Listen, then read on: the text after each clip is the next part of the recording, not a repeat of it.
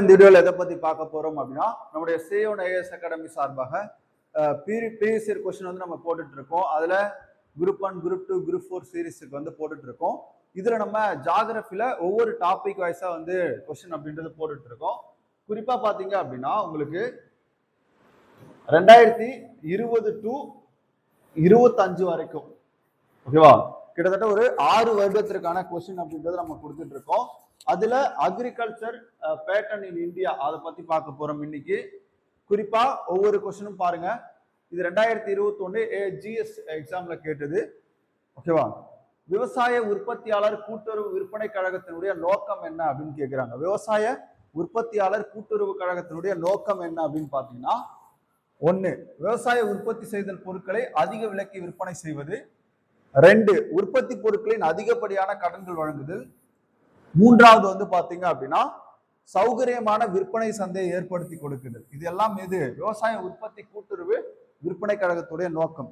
கெட்டு போகாமல் பொருட்களை பாதுகாப்பது அரசுடைய பங்கு ஓகேவா. இப்போ இந்த கொஸ்டினுக்கு வந்து 1, 2, 3 சரி.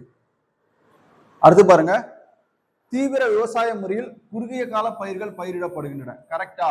கரெக்ட். அடுத்து பாருங்க, விளைநிலம் குறைவாக உள்ள பகுதிகளில் இம்முறை பின்பற்றப்படுகிறது. அதுவும் கரெக்ட். அப்ப ஏ மற்றும் ஆர் இரண்டும் சரியானது. ஆர் வந்து ஏவுக்கான சரியான விளக்கம். அடுத்து பாருங்க, வானவில் புரட்சி என ஏன் அழைக்கப்படுகிறது? வேளாண்மை மற்றும் தொழில்துறை உற்பத்தியில் புரட்சி. வானவில் புரட்சின்னு சொல்லி நம்ம ஏன் அழைக்கிறோம் அப்படின்னா, வேளாண்மை அதாவது வந்து பாத்தீங்கன்னா revolution in agriculture and industrial output ஓகேவா. வேளாண்மை மற்றும் தொழில்துறை உற்பத்தியில ஏற்பட்டிருக்கக்கூடிய புரட்சி தான் நம்ம வானவில் புரட்சி அப்படின்னு சொல்றோம். ரொம்ப ரொம்ப முக்கியமான ஒரு கொஸ்டின். குரூப் 1 2021 கேட்ட கொஸ்டின், சமையல் எண்ணெய் உற்பத்தியில் ஏன் இந்தியா தற்சார்பு அடைய முடியவில்லை அப்படின்னு கேட்கிறாங்க. ஏன் அப்படின்னு பாத்தீங்கன்னா, குறைந்த உற்பத்தி திறன், கூடுதலான சாகுபடி செலவா இல்ல, அரசு ஆதரவு இல்லையா இருக்கு, போதிய உள்நாட்டு தேவையின்மையா. ஏன் வந்து சமையல் எண்ணெய் உற்பத்தியில் இந்தியா தற்சார்பு அடையலைன்னா, குறைந்த உற்பத்தி திறன் இருக்கிறதுனால தற்சார்பு அடைய முடியும். அடுத்து பாருங்க, பின்வரும் விவசாய முறைகளில் எது சூழல் நட்பு அப்படின்னு கேட்கிறாங்க. சூழல் நட்பு அப்படின்னு பார்க்கும்போது கரிம வேளாண்மை, organic farming.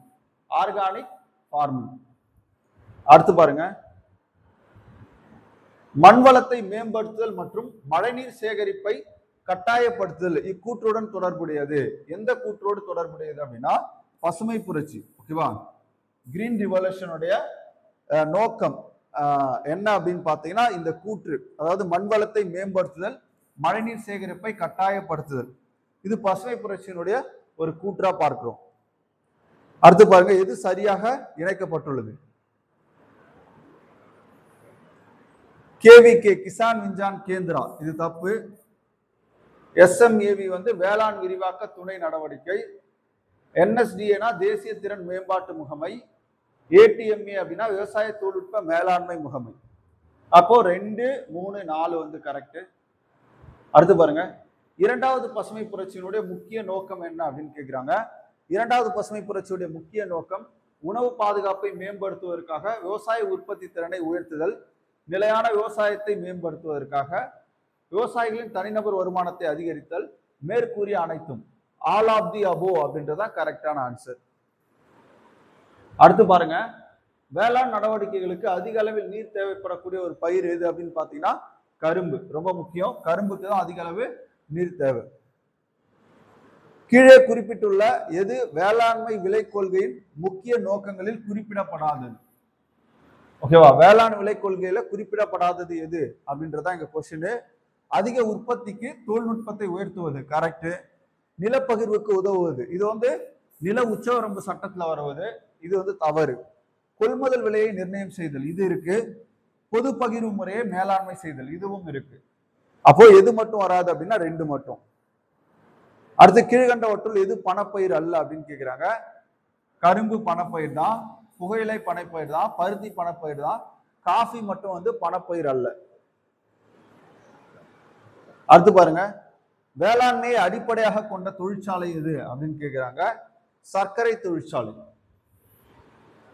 Road inspector exam உலக காஃபி உற்பத்தியில் இந்தியா எத்தனாவது இடம்? ஓகேவா, India is the dash largest producer of coffee globally அப்படின்றதா கேட்கிறாங்க.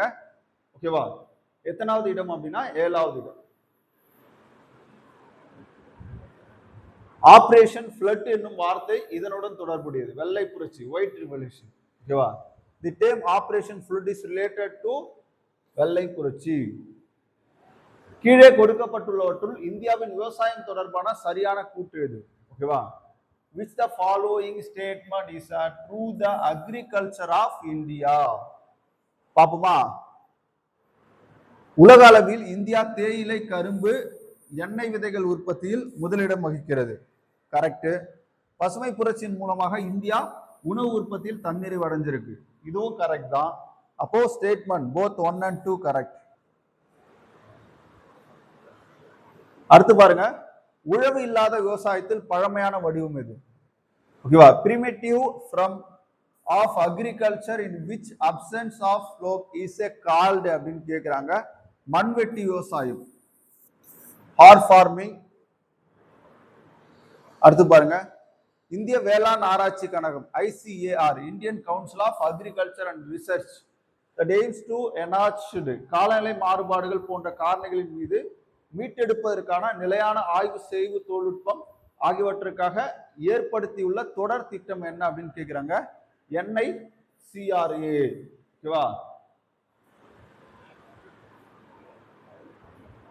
அடுத்து பாருங்க, இந்தியாவின் வாழ்வாதாரம் வேளாண்மை முன்னிட்டே உள்ளது. அத்தகைய வேளாண்மையின் இருப்பு அதிவேகமாக சார்ந்திருப்பது தென்மேற்கு பருவமழை. கிட்டத்தட்ட 75% மழைப்பொழிவு இந்தியாவில் யார் கொடுக்கிறார்? தென்மேற்கு பருவமழை கொடுக்கிறது.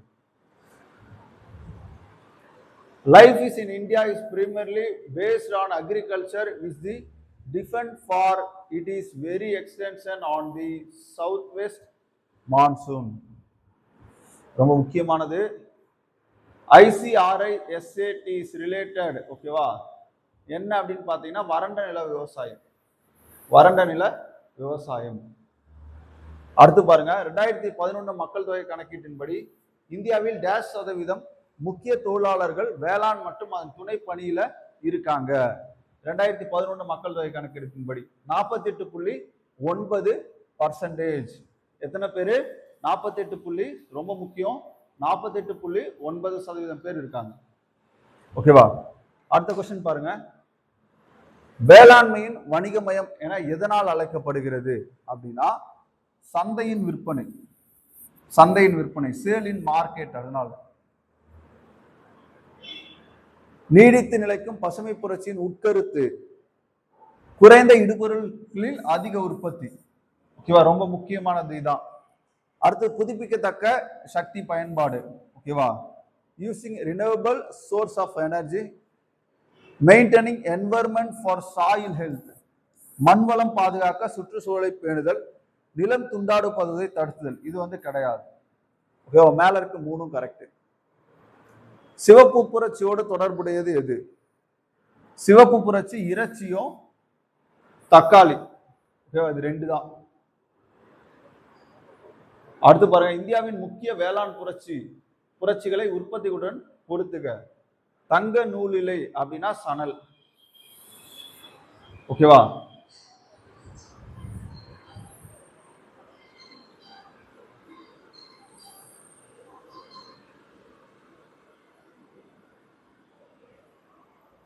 ஓகே பாருங்க, தங்க நூலிலை அப்படின்னா சணல், சாம்பல் புரட்சி அப்படின்னா உரம் வந்துடும், நீல புரட்சி அப்படின்னா மீன்கள் வந்துடும், வெள்ளி இழை புரட்சி அப்படின்னா பருத்தி வந்துடும். ஓகேவா, அடுத்து பாருங்க, இந்தியா 2018ஆம் ஆண்டை எந்த பயிரின் தேசிய ஆண்டாக அறிவித்தது அப்படின்னா திணை. இதுவே சர்வதேச அளவுல 2023 சர்வதேச சிறுதானிய ஆண்டா அறிவிச்சிருப்பாங்க. நம்ம பாத்தீங்கன்னா 2018ஆம் ஆண்டை எந்த பயிரோட தேசிய ஆண்டா அறிவிச்சோம் அப்படின்னா திணை. ஓகேவா, இந்தியா அப்படின்னா 2018, ஐநா அப்படின்னா 2023. இப்போ மத்திய பிரதேசம் இருக்கு இல்லையா, மத்திய பிரதேசம் சர்வதேச விவசாய ஆண்டா 2026 அறிவிச்சிருக்காங்க. அது மாநில விவசாய ஆண்டு. ஓகேவா, அதே மாதிரி சர்வதேச பெண் விவசாயிகள் ஆண்டு, அதுக்கப்புறம் வந்து பாத்தீங்க அப்படின்னா மேய்ப்பாளர்கள், சர்வதேச மேய்ப்பாளர்கள் ஆண்டு, இது எல்லாமே 2026ல வரக்கூடியது. வெள்ள நடவடிக்கை என்ற சொல்லானது எதனோடு தொடர்புடையது? ஓகேவா? The term operation flood is related to which of the following product?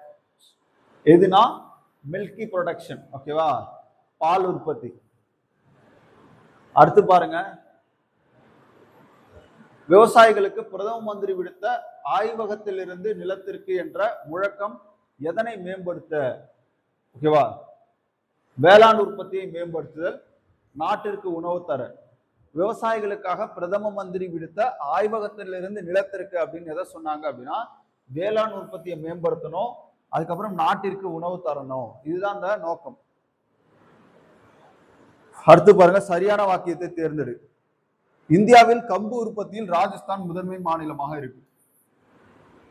ஓகேவா? ரெண்டாவது, சணல் பயிரிடுதலும் உற்பத்தியிலும் மேற்கு வங்கம் முதலிடத்துல இருக்கு. ஓகேவா? இதுவும் கரெக்ட். இந்தியாவில் ஆந்திர பிரதேசம் எண்ணெய் வித்துக்கள் உற்பத்தியில் முதலிடம். இது வந்து தவறு. அப்ப ஸ்டேட்மெண்ட் 1, 2 சரி. ஓகே, அடுத்து பாருங்க, பொறுத்துக. குமிழித்தண்டு. குமிழித்தண்டு அப்படின்னா வெங்காயம். ஓகேவா? அடுத்து பாருங்க, தரையடி கிழங்கு அப்படின்னா சேப்பங்கிழங்கு. மட்டன்ல தண்டு. மட்டன்ல தண்டு அப்படின்னா மஞ்சள். கிழங்கு அப்படின்னா உருளைக்கிழங்கு. அடுத்து பாருங்க, உயிர் வேதியியலில் ஆக்சிஜன் பற்றாக்குறை அளவீடு செய்வது என்பது நீரில் உள்ள கரிம பொருட்களை சிதைவுற செய்ய பாக்டீரியாக்களுக்கு தேவைப்படும் ஆக்சிஜன் அளவு குறிப்பிட்ட நேரம் மற்றும் வெப்பத்தில். அடுத்த கொஸ்டின் பாருங்க, 1942 தொடங்கப்பட்ட பசுமை பிரச்சாரத்தின் நோக்கம் என்ன? 1942 தொடங்கப்பட்ட பசுமை பிரச்சாரத்தின் நோக்கம் என்ன அப்படின்னு பாத்தீங்கன்னா பயிரிடப்படும் நிலப்பரப்பை அதிகரிக்க வேண்டும், 1 யூனிட் பகுதியின் விளைச்சலை அதிகரிக்க வேண்டும். அடுத்து பாருங்க, இந்தியாவில் உள்ள இடப்பெயர்வு வேளாண்மையின் பல்வேறு பெயர்களை சரியாக பொறுத்துக. ஓகேவா? ஜிம் எங்க இருக்கு? ஜிம் வந்து அசாம்ல இருக்கு, ஞாபகம் வச்சுக்கோங்க. ஓகேவா? ஜிம் அப்படின்ற இந்த வேளாண் பயிரிடக்கூடிய முறை எந்த மாநிலத்துல இருக்கு அப்படின்னா அசாம். புனம் கிருஷி அப்படின்னா கேரளா. பொடுகு ஆந்திரா. பீவார் அப்படின்னா மத்திய பிரதேஷ். பீவார் அப்படின்னா மத்திய பிரதேஷ். சேம் இருக்கு. எப்பவுமே ஜிம், இந்த ஜிம் அடிக்கடி கேட்பாங்க. ஓகேவா? அதாவது ஜும் அப்படின்னு சொல்லுவோம். ஓகேவா? ஜும் அப்படின்னா அசாம், புனம் கிருஷி அப்படின்னா கேரளா, பொடு அப்படின்னா ஆந்திர பிரதேசம், பீவார் அப்படின்னா மத்திய பிரதேசம்.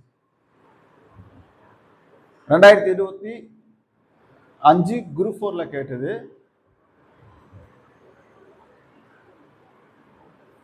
லடாங். லடாங்னா மலேசியா. அடுத்து பாருங்க, மில்ஃபா. மில்ஃபா அப்படின்னா மெக்சிகோ. ரோக்கா. ரோக்கா அப்படின்னா பிரேசில். ரே அப்படின்னா வியட்நாம். ரே அப்படின்னா வியட்நாம். இது இருக்கா அப்படின்னா இது நம்ம 10th இருக்காது, 11th 12th இருந்தா இருக்கும். அதெல்லாம் போய் குரூப் 4ல நம்ம கேட்டிருப்பாங்க. அப்போ அடுத்து பாருங்க, கீழ்காண்பனவற்றுள் விவசாய முறை பற்றி சரியான கூற்று எது? தன்னிறைவு விவசாயத்தில் விவசாயிகள் தங்கள் குடும்பங்களுக்கு தேவையான வேளாண் பொருட்களை மட்டுமே முதன்மையாக உற்பத்தி செய்து கொள்வார். கரெக்டா? கரெக்ட். இரண்டாவது, வணிக விவசாயத்தில் விவசாயிகள் முதன்மையாக வேளாண் பொருட்களை பண்ணைக்கு வெளியே விற்பனைக்காக உற்பத்தி செய்வதாகும். இதுவும் கரெக்ட். 3 கிடையாது, 1, 2 மட்டும்.